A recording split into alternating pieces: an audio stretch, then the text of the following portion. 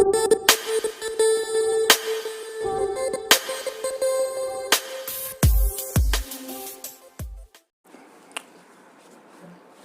Ji, thank you so very much for coming back. मेरा नाम है सुनील अधिकारी और आप देख रहे हैं कॉमर्स पॉइंट। चलिए जी, आज के वीडियो में डिस्कस करने वाले हैं हम इंश्योरेंस चैप्टर का पार्ट नंबर 2, नीड और इम्पोर्टेंस ऑफ इंश्योरेंस से आज के सेशन की हम स्टार्टिंग या शुरुआत करेंगे।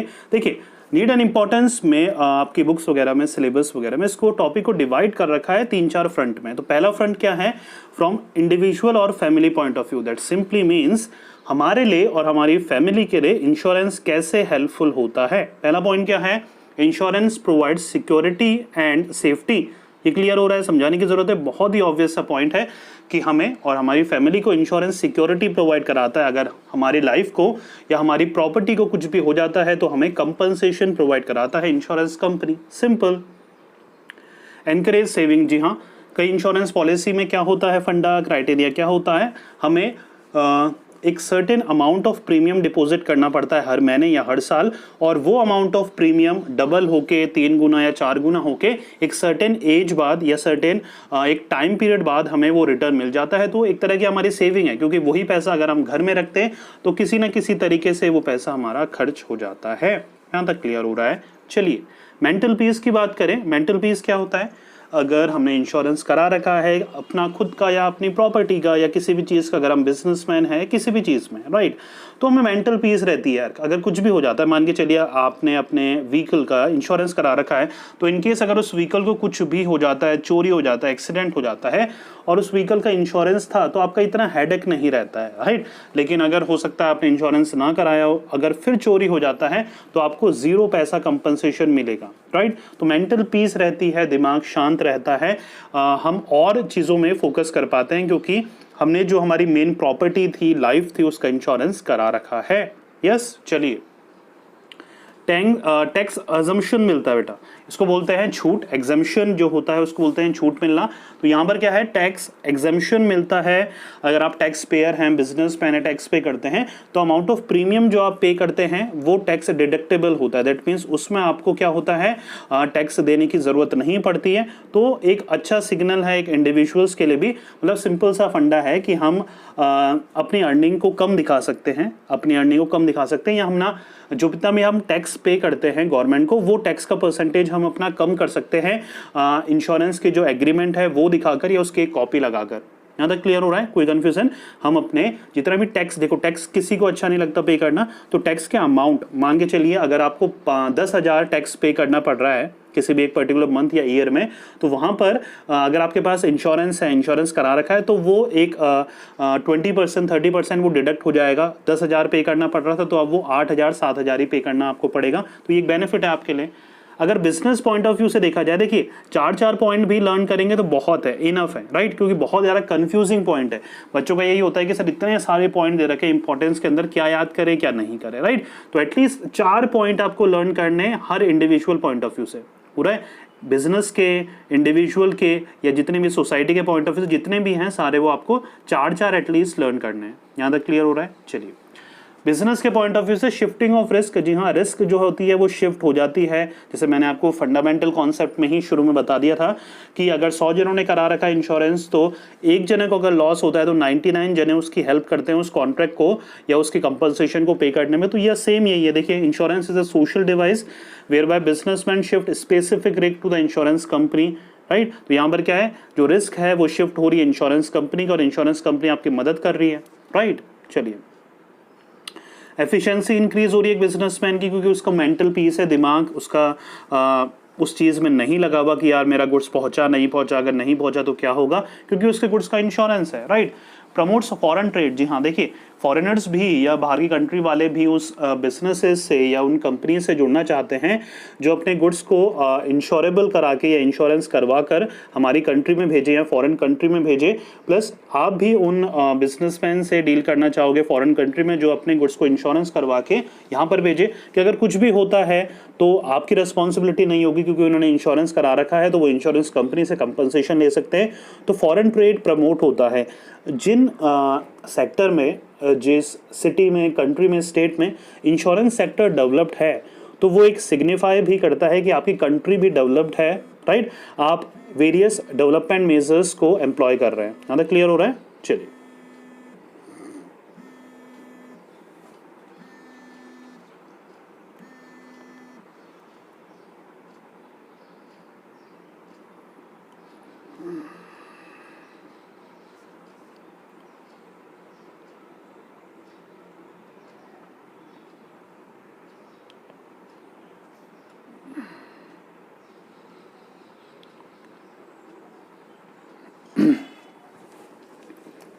चलिए बच्चा नेक्स्ट चलिए नेक्स्ट है promotes foreign trade. Foreign trade simple सा है कि जो फॉरेनर्स होंगे वो भी आपके बिजनेस में हिस्सा लेंगे या आपकी कंट्री से आपसे एज अ बिजनेसमैन आपसे बिजनेस करना चाहेंगे। सिंपल सा क्या फंडा है यहाँ पर, देखिए कोई भी कंट्री जहाँ पर इंश्योरेंस सेक्टर ग्रो कर रहा है, बिजनेसेस अपने वर्कर्स का अपने प्रोडक्ट्स का इंश्योरेंस कराता है, तो हर जो फॉरेन इंडस्ट्री होती है, फॉरेन कंपनीज होती है, वो भी उन कंपनीज के साथ जुड़ना पसंद करेगी। पूरा बच्चों क्लियर? तो यहाँ पर फॉरेन ट्रेड प्रमोट कर रहा है। हर एक फॉरेनर जो कि एक किसी भी ट्रांजैक्शन में डील कर रहा है, वो चाहता है कि जिस कंपनी से वो डील कर रहा है इंडिया में, वो अपने गुड्स को इंश्योरेंस कराए, राइट। प्लस अगर मैं भी अपने गुड्स को, अगर फॉरेनर अपने गुड्स को यहाँ पर इंडिया में भेज रहा है, तो वो भी अपने गुड्स को इंश्योरेंस करा के भेजता है, ताकि दूसरे पे अपन बर्डन अपना नहीं डाल रहे, अपन इंश्योरेंस कंपनी पे उसका बर्डन डाल रहे हैं कि भाई इंश्योरेंस कंपनी ने हमारा गुड्स कर रखा है, इनकेस अगर कुछ भी होता है तो इंश्योरेंस कंपनी लायबल होगी वो गुड्स को या उस कंपनसेशन को पे करने के लिए। यहाँ तक क्लियर हो रहा है बच्चों?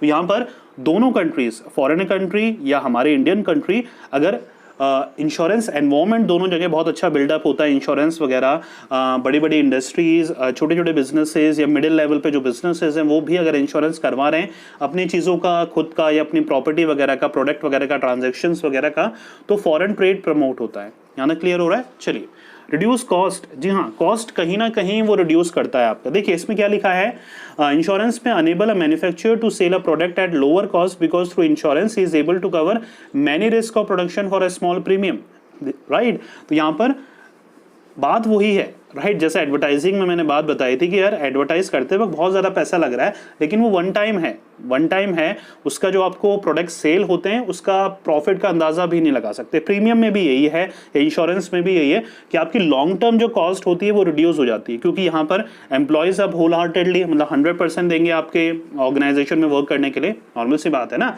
अगर आपने अपने वर्कर्स का इंश्योरेंस करा रखा है तो इंश्योरेंस के थ्रू बिना डरे वर्कर्स आपकी फैक्ट्री में काम करेंगे, क्योंकि उनको पता है अगर उनको कुछ भी हो जाता है तो उनकी फैमिली को आप सपोर्ट करोगे, इंश्योरेंस कंपनी उनको सपोर्ट करेगी, एक प्रीमियम मिल जाएगा, कंपनसेशन मिल जाएगा उनको, राइट। तो यहां पर क्या है, रिड्यूस्ड करता है कॉस्ट मैन्युफैक्चरर्स या बिजनेसमैन की लॉन्ग टर्म में, क्योंकि उनको एक सर्टेन स्मॉल प्रीमियम ही देना पड़ता है, लेकिन लंबे समय में जब कंपनसेशन की बात होती है, उनकी फैक्ट्री अगर कुछ भी हो जाता है वर्कर्स या फैक्ट्री को, तो अच्छा खासा मोटा कंपनसेशन उनको मिल जाता है इंश्योरेंस की कंपनी से, राइट। चलिए from social point of view देखते हैं कि सोसाइटल, या इसको सोसाइटल भी बोलते हैं, सोशल पॉइंट ऑफ व्यू या सोसाइटी को क्या बेनिफिट होता है इंश्योरेंस का। पहला है generating employment opportunities, employment create करता है। नॉर्मल सी बात है, अगर इंश्योरेंस का बिजनेस स्टार्ट होगा, चलेगा, फैक्ट्रियाँ खुलेगी, तो नॉर्मल सी बात है नौकरियां भी लगेगी। इंश्योरेंस एजेंट की रिक्वायरमेंट होगी, वो कहाँ से लाओगे, जब तक वो नहीं होंगे इंश्योरेंस कंपनी इंश्योरेंस कैसे बेच पाएगी अपना, तो नौकरियां प्रोवाइड कराती है इंश्योरेंस कंपनियां। सेकेंड है सोशल वेलफेयर प्रमोट करती है, बिल्कुल सोशल सिक्योरिटी का ही कॉन्सेप्ट पढ़ा था हमने, जहां पर weaker section of the society का भी इंश्योरेंस करती है कई कंपनीज, और बहुत ही कम प्रीमियम में, ताकि उनको सपोर्ट प्रोवाइड करा सके। Prevention of social evil, social evils क्या होता है, जैसे थेफ्ट होता है, डकैट होता है, प्रोस्टिट्यूशंस होता है, ये सारे जो सोशल ईवल्स होते हैं इनको दूर करती है, क्योंकि ये सब कहीं ना कहीं कम इनकम या स्टैंडर्ड ऑफ लिविंग अच्छा ना होना या पॉवर्टी क्रिएट होना, इसकी वजह से होती हैं। तो इंश्योरेंस की कंपनियां नौकरियां प्रोवाइड कराकर, स्टैंडर्ड ऑफ लिविंग अच्छा प्रोवाइड कराकर, सोशल सिक्योरिटी प्रोवाइड कराकर ये सारे सोशल ईवल्स को खत्म करती है। यहाँ तक क्लियर हो रहा है? चलिए, अ सिंबल ऑफ सिविलाइजेशन, जैसे मैंने आपको बताया था कि जिस सिटी में, जिस स्टेट में, जिस कंट्री में इंश्योरेंस सेक्टर ग्रो होता है, तो उस कंट्री की इमेज या उसका जीडीपी वगैरह भी इंक्रीज होता है। तो ये माना जाता है कि इंश्योरेंस सेक्टर जिस कंट्री में जितना डेवलप्ड है, वो कंट्री भी उतनी ही डेवलप्ड है। यहाँ तक क्लियर हो रहा है? चलिए अब देखते हैं नेशन पॉइंट ऑफ व्यू से पूरे इंडिया को, इंडिया लेवल पे क्या फायदा होता है इंश्योरेंस का। पहला है लाइफ इंश्योरेंस एनकरेजेस सेविंग, बिल्कुल ठीक है, सेविंग प्रमोट करता है, सेविंग और इन्वेस्टमेंट प्रमोट करता है एलआईसी, तो इसको समझाने की जरूरत नहीं है। सोर्स ऑफ कलेक्टिंग फंड्स, जी हाँ, फंड्स कलेक्ट करने में देखिए गवर्नमेंट के लेवल पे फंड्स कलेक्ट करने में बहुत ही इजी रहता है। देखिए जो इंश्योरेंस की कंपनियां प्रीमियम इकट्ठा करती है, तो प्रीमियम का करती क्या है, क्योंकि प्रीमियम का 10% ही वो कंपनसेशन के रूप में देती है, 90% जो होता है वो कंट्री के डेवलपमेंट में ही यूज में आता है, चाहे वो लोन की तरह इंडस्ट्रीज को दे, स्टॉक मार्केट में लगाए, या कहीं ना कहीं कैपिटल फॉर्म करने में गवर्नमेंट को मदद करती है वो, right. Contributes towards public welfare, बिल्कुल ठीक है, गवर्नमेंट का क्या मकसद है, सोशल वेलफेयर प्रोवाइड कराना। इंश्योरेंस का भी यही है, राइट, इंश्योरेंस भी अपनी सर्विसेज के थ्रू पब्लिक वेलफेयर करती है, उनका कम दाम में इंश्योरेंस कराती है, कम प्रीमियम में इंश्योरेंस कराती है, कंपनसेशन पे करती है, उनको सिक्योरिटी प्रोवाइड कराती है, एश्योरेंस प्रोवाइड कराती है, राइट।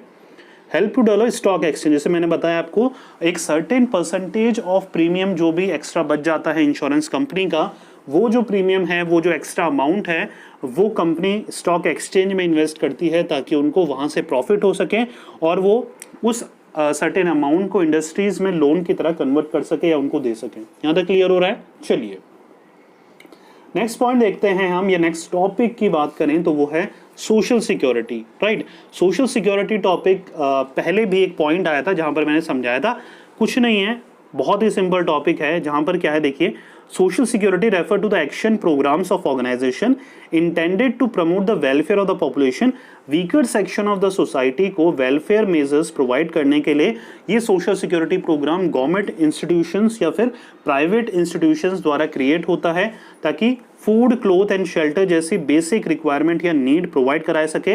वनरेबल सेगमेंट कौन सा होता है, वो वीकर सेक्शन जो खुद का ध्यान नहीं रख सकता, बहुत गरीब है, बहुत सिक है, पॉवर्टी है, अनएम्प्लॉयड है, तो उन लोगों की सहायता के लिए ये सोशल सिक्योरिटी चालू करी गई है।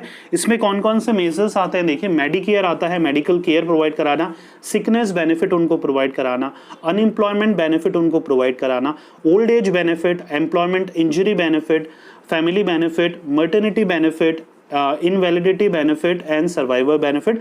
अब ये सारे बेनिफिट क्या है देखिए, होता क्या है, इसका थोड़ा सा मैं डीप बता देता हूँ। यहाँ पर इंश्योरेंस कंपनियां उन सोसाइटी में जाती है जो कि बहुत गरीब है, राइट, क्योंकि देखिए कहीं ना कहीं इंश्योरेंस का इज अ सोशल डिवाइस है, राइट, तो उसको सोसाइटी में जाकर सोसाइटी वालों की हेल्प करनी पड़ेगी, तो ये गरीबों के पास जाती है, उनका इंश्योरेंस करवाते हैं, उनके पास इतने पैसे नहीं होते, इसलिए जो गवर्नमेंट के मेजर्स है, गवर्नमेंट की पॉलिसी है, उनके थ्रू बहुत कम प्रीमियम 10, 15, 20, 25, 50 रुपए में सालाना उनका इंश्योरेंस करती है, और ये इंश्योरेंस के थ्रू उनको मेडिकल फैसिलिटी प्रोवाइड होती है। अगर वो उनके घर में कोई नौकरी वाला नहीं है तो एक सर्टेन अमाउंट ऑफ उनको मनी मिल जाता है हर महीने, जिससे उनका गुजारा चल सके। अगर कोई डिसेबल है तो उनको थोड़ा अमाउंट मिल जाता है जिससे उनका गुजारा चल सके। तो ये कहीं ना कहीं वेलफेयर मेजर्स हैं जो कि गवर्नमेंट भी सपोर्ट करता है, क्योंकि देखिए कहीं ना कहीं इंश्योरेंस कंपनी को बहुत ज़्यादा लॉस हो जाएगा अगर वो बहुत कम अमाउंट में बहुत ज़्यादा जनों का वेलफेयर करेंगे, तो कहीं ना कहीं गवर्नमेंट भी फंड्स वगैरह प्रोवाइड कराता है इंश्योरेंस की कंपनीज को ताकि वो ये मेजर्स कर सके लार्ज अमाउंट में। यहाँ तक क्लियर हो रहा है बच्चों? चलिए नेक्स्ट टॉपिक देखते हैं, इंश्योरेंस एजेंट। समझ गए बच्चा, इंश्योरेंस एजेंट कौन होता है? इंश्योरेंस एजेंट वो पर्टिकुलर पर्सन होता है जो इंश्योरेंस की पॉलिसियां घर घर जाके बेचता है या फिर लोगों को अवेयर करता है इंश्योरेंस की पॉलिसीज के बारे में, राइट। अब देखिए यहाँ पर कैरेक्टरिस्टिक्स लिखे हैं कि इंश्योरेंस एजेंट कैसा होना चाहिए, ये अच्छे से समझिएगा क्योंकि हो सकता है कि ये 4 नंबर में आ जाए, तो इन पॉइंट्स को आपको समझाना पड़ेगा। मैं बहुत ही इंटरेस्टिंग वे में, बहुत सिंपल तरीके से समझा देता हूँ, अगर आता है तो आप मन से भी लिख सकते हैं, इसमें इतना कोई कॉम्प्लेक्स वाली बात नहीं है। एंटरप्रेन्योर माइंडसेट, राइट, एक एजेंट का माइंडसेट जो होना चाहिए ना, एक बिजनेसमैन वाला होना चाहिए। जैसे बिजनेसमैन क्या करता है, अपने प्रोडक्ट बेचने के लिए वो अलग अलग तरीके भी सोचता है कि भाई मैं अपने प्रोडक्ट को कैसे अट्रैक्टिव बनाऊं ताकि कस्टमर्स मेरे प्रोडक्ट को खरीदें। वैसे ही एक इंश्योरेंस एजेंट को भी अपनी पॉलिसीज को अट्रैक्टिव बना के पेश करना है ताकि कस्टमर उसके साथ जुड़े, तो एक एंटरप्रेन्योर माइंडसेट होना जरूरी है। सेकेंड है गुड स्पीकर, बोलने की कला आनी चाहिए। अनलेस एंड अनटिल आप कम्युनिकेट नहीं कर पाओगे पॉलिसी के बारे में तो आप कस्टमर्स को समझा कैसे पाओगे किसी भी पॉलिसीज के बेनिफिट्स या नेगेटिव के बारे में। थर्ड है इंटेलिजेंट, बिल्कुल उसको समझ में आना चाहिए कस्टमर मुझसे क्या चाहता है, उसको अपनी चीज़ें समझानी आनी चाहिए, दिमाग ही थोड़ा शार्प होना चाहिए उसका, चीज़ें रिमेंबर या रिकॉल करने में उसको दिक्कत नहीं आनी चाहिए, राइट। गुड लिस्नर बहुत ज़रूरी है कि आप ही बोलते जा रहे हैं, कस्टमर्स की बात नहीं सुन रहे हैं तो वो गलत है।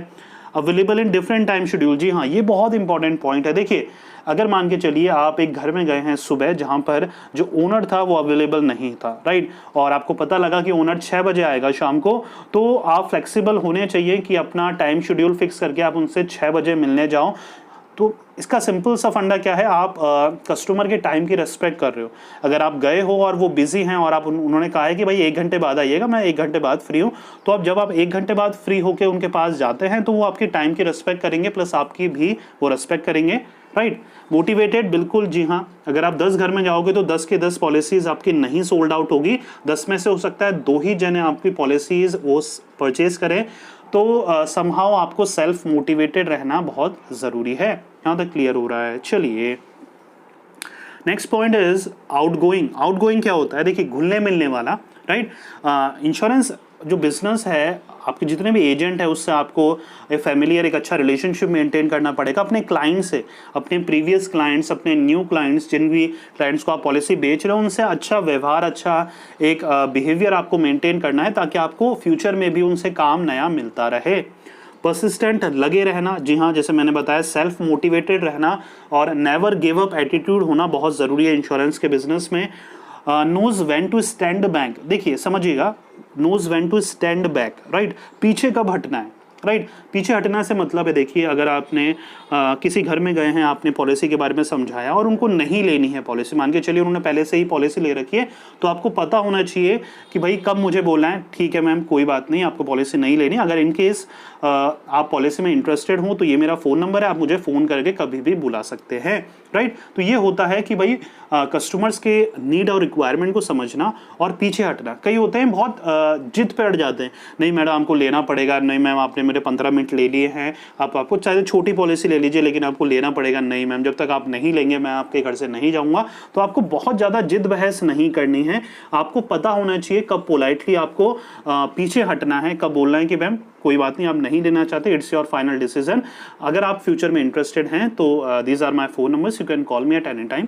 तो ये सारी चीज़ें आप में एटिकेट्स होने चाहिए। यहाँ तक क्लियर हो रहा है? देखिए, बिजनेस अगर आप पढ़ रहे हैं, कॉमर्स आप पढ़ रहे हैं, तो ये सेलिंग क्वालिटीज आप में होनी चाहिए, राइट। यही टाइम है कि आप डेवलप कर सकें, डेवलप नहीं भी कर रहे तो जिसको आती है उससे समझ सकें। यस और नो? चलिए, sees their profession as a fulfilling venture other than a job, बिल्कुल ठीक है। एक इंश्योरेंस एजेंट अपने खुद के जो काम है उसको एक एज अ बिजनेस लेना चाहिए, राइट। अगर अब एज अ बिजनेस लेगा तो वो प्राउड फील करेगा जितनी भी पॉलिसीज वो सोल्ड आउट कर पाएगा, राइट। तो कहीं ना कहीं उसको सिर्फ एज अ मीनियल जॉब या एक रूटीन जॉब या नॉर्मल जॉब की तरह नहीं देखना चाहिए, उसको खुद को एज अ बिजनेसमैन, एंटरप्रेन्योर की तरह खुद को देखना चाहिए, राइट। चलिए, फंक्शंस देखते हैं इंश्योरेंस एजेंट के क्या क्या फंक्शन होते हैं। देखिए, ये भी इंपॉर्टेंट होने वाले हैं। The insurance agent help in promoting and selling of insurance product and services to its customer। Normal सा पॉइंट है। क्या करता है इंश्योरेंस एजेंट? प्रमोट करता है, सेल करता है इंश्योरेंस कंपनी के प्रोडक्ट, किन को? कस्टमर्स को। Giving sound financial advisory services and customer support to the client. जी हाँ, कभी भी अगर क्लाइंट को इंश्योरेंस एजेंट की जरूरत पड़ती है, चाहे से फाइनेंशियल मैटर्स में, पॉलिसी से रिलेटेड, तो कस्टमर्स को हेल्प करने के लिए इंश्योरेंस एजेंट अवेलेबल होना चाहिए, right. Needs to deal with not only individuals but their families and corporate business too, बिल्कुल ठीक है। एक इंडिविजुअल्स को ही कन्विंस नहीं करना, उसको पूरी फैमिली को कन्विंस करना पड़ता है। कई बार उसको बिजनेसेस में जाके बोर्ड ऑफ डायरेक्टर्स को इंप्रेस करना पड़ता है कि आप अपने एम्प्लॉयज़ का हमारे से इंश्योरेंस करवाइए, तो वो सारी चीज़ें उसमें एबिलिटी होनी चाहिए, right. Need to have a good relationship including good rapport with his or her existing and prospective client, बिल्कुल ठीक है। अच्छा व्यवहार बनाना आना चाहिए एक इंश्योरेंस एजेंट को अपने नए कस्टमर के साथ और अपने पुराने कस्टमर के साथ। ऐसा नहीं हो कि पुराने कस्टमर को भूल गया, अगर नए कस्टमर उसके बन रहे हैं तो, right.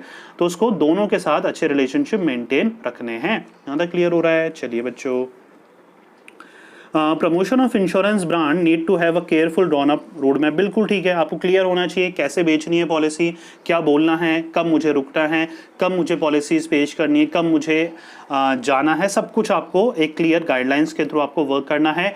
PR building exercise should be given a significant importance. जी, आप पब्लिक रिलेशन कैसे आपको प्रेजेंट करना है, कैसे एडवर्टाइजमेंट देना है टीवी में भी, राइट।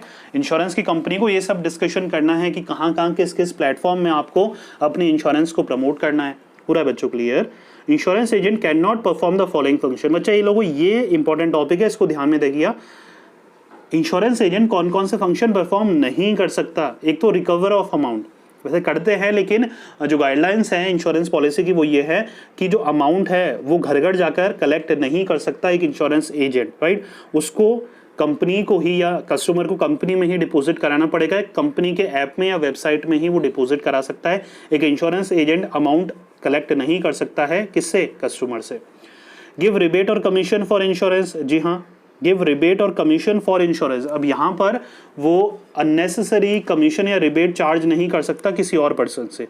या फिर देखिए यहाँ पर इस पॉइंट ऑफ व्यू को या इस पॉइंट को दूसरे पॉइंट ऑफ व्यू से कैसे सोच सकते हैं कि कई बार क्या करते हैं कि इंश्योरेंस जो एजेंट होते हैं वो डबल पैसा कमाने के चक्कर में कि भाई क्लाइंट से भी ले लिया और वहां से उसको रिबेट भी मिल गई, वैसा कर लेते हैं, राइट। मतलब 10,000 रुपये उसको मिलने थे, राइट, 10,000 रुपये मिलने थे तो क्लाइंट से भी उसने एक्स्ट्रा ले लिए, इंश्योरेंस कंपनी से तो उसको मिल ही रहे, तो रिबेट और कमीशन इंश्योरेंस कंपनी उसको देगी, क्लाइंट से उसको नहीं लेने, कस्टमर से उसको नहीं लेने, accept of any risk for insured.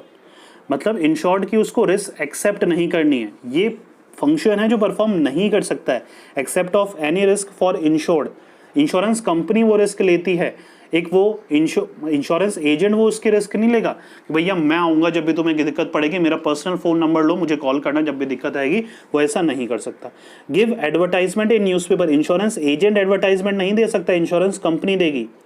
पूरा बच्चों क्लियर? तो ये recover of amount insurance company करेगी, रिबेट और कमीशन देना इंश्योरेंस कंपनी करेगी, accept of any risk for insured insurance company करेगी, give advertisement in newspaper insurance company करेगी, interference in the function of other agent insurance company करेगी, insurance agent नहीं करेगा।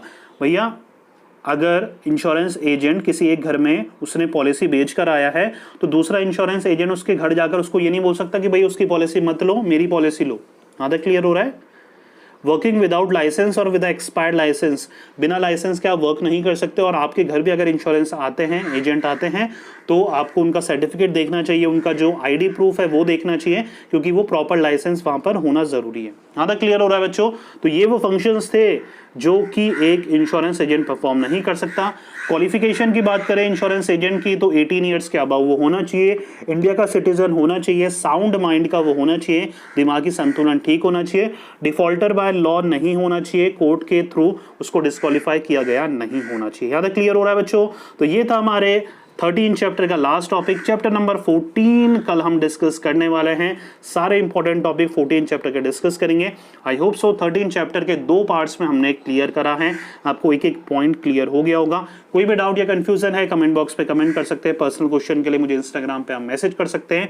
और आई होप सो आपने जिन notes मैं आपको पढ़ा रहा हूँ वो नोट्स आपने डाउनलोड कर लिए होंगे, इनकेस नहीं करे हैं डिस्क्रिप्शन में आपको important question plus important notes आपको डाउनलोड करने के लिए लिंक मिल जाएगा, तो वहां से आप डाउनलोड कर सकते हो, राइट। तो ये था आज का वीडियो, उम्मीद कर रहा हूँ पसंद आएगा। लाइक शेयर सब्सक्राइब करना मत भूलिएगा। Thank you so very much for watching.